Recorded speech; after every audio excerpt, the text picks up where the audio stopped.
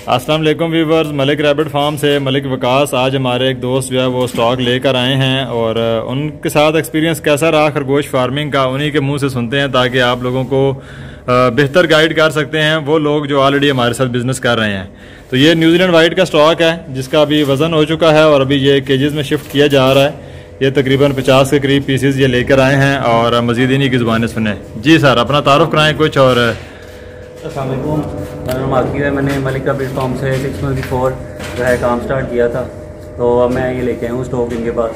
तो दे दी चीज़ और अमाउंट जा रहे हैं इसमें मीट फार्मिंग का काम कर रहे हैं और मलिक रैबिट का करें। बड़ा ज़बरदस्त एक्सपीरियंस है और बहुत आला काम है। आपको ट्रेनिंग वगैरह प्रॉपर तरीके से दी गई है? प्रॉपर पूरी कॉन्टैक्ट में और हर चीज़ ज़बरदस्त। चलें, ज़बरदस्त, बहुत शुक्रिया।